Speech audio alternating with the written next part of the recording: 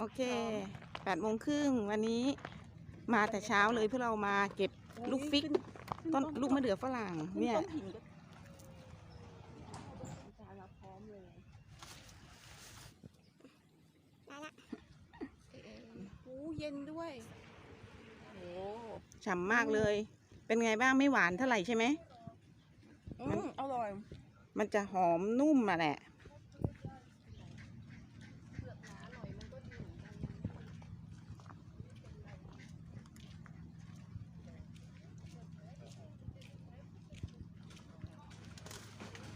ได้อยู่บ้านลูกนี้มันไม่ค่อยติดก้านเท่าไหร่ลงง่ายเว้ย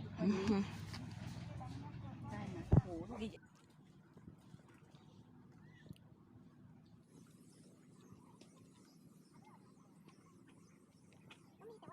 เดี๋ยวเราเข้าไปข้างในพุ่มไม้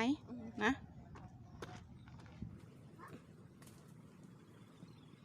มันทำไมไม่เก็บกันวะ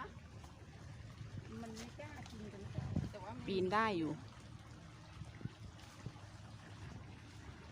แต่ว่าไม่ดีทีแต่ว่านิ่มแล้วแหละ ลูกใหญ่เหรอใหญ่มากโอ้โหลูกนี้ใหญ่จะเลิศเลยเท่ากำมือที่ถูก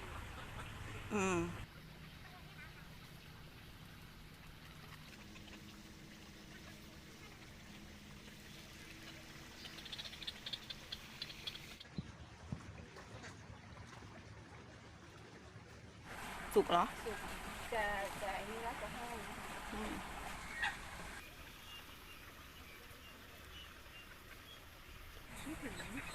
ไม่ถึง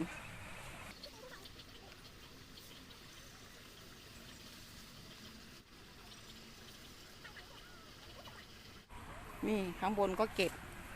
ตรงนี้เห็นลูกหนึ่งเหลืองแล้วดูนิ่มแล้วเก็บได้นี่หมุนก็หลุดเลยแต่ยังเป็นยางอยู่นะระวังแล้วกัน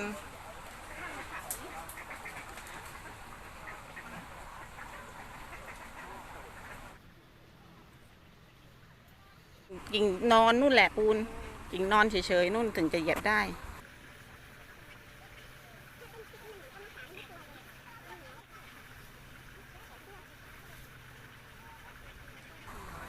ค่อยไปตัดต่อเองนะเขาก็ถ่ายไปเรื่อยๆเอาไม้เลยไหมหรือว่าค่อยสุกเหรอ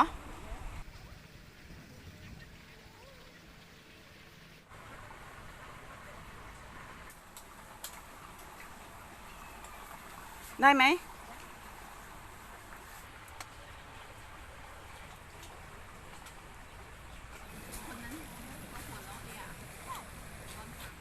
ไม่กี่ลูกก็เต็มกล่องเลยลูกโต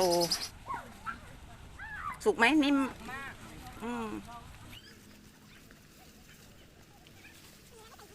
กินได้นี่ลูกนี้ระวังตกกิ่งห่างเด้อ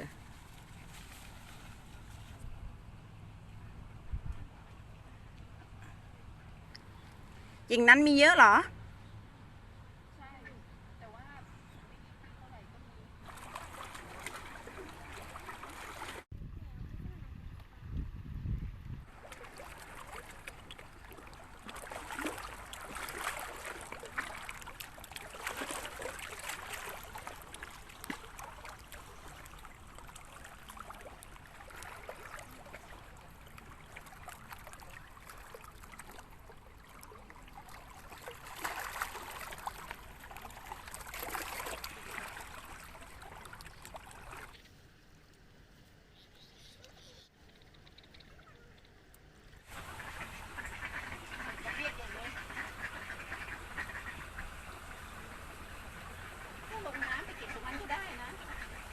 เท้ารองเท้าแหละมันไ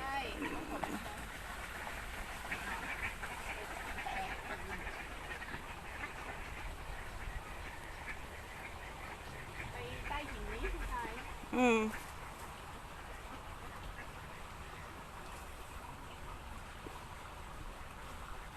ได้ลูกใหญ่ไหม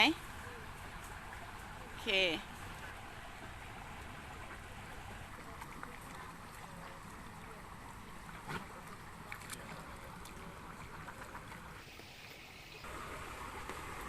กิ่งฝั่งนู้นอ่ะที่คนดิบไม่ถึงอ่ะมี ใช่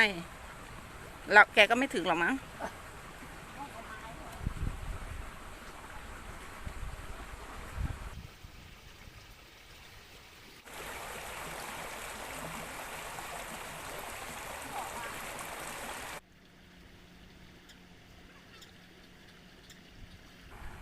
ต้องเก็บทุกลายด้วยนะ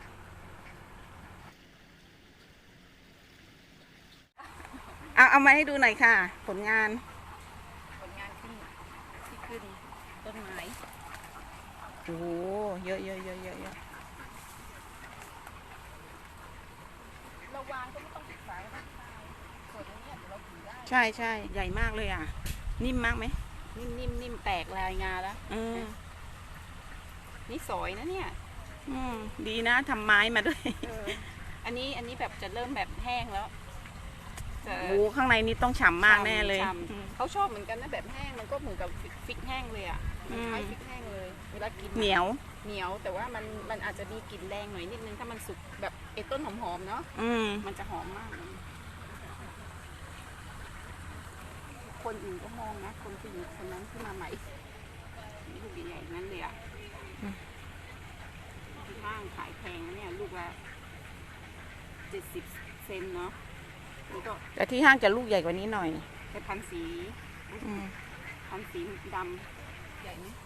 อืม สวยได้เนี่ยแน่นเจอลูกนี้เข้าไปโอ้โหแม่เป้ง นิ่มแล้วใช่ไหมเห็ อันนี้นิ่มแต่ว่าอันนี้ก็นิ่มพี่สายลองจับดูหน่อยเลยว่าได้ไหม เดี๋ยวนะ แต่ว่าก้นมันแดงแล้วนะ อืมได้ได้ ใช่ไหม อันนี้ได้ อืม ฉ่ำแล้วข้างใน ต้นนี้ไม่ค่อยหวานมากแต่ก็ แต่ กิน ฉ่ำ แล้วอร่อยแหละ ชื่นใจ หอมด้วย ดูดิยังมีเนี่ย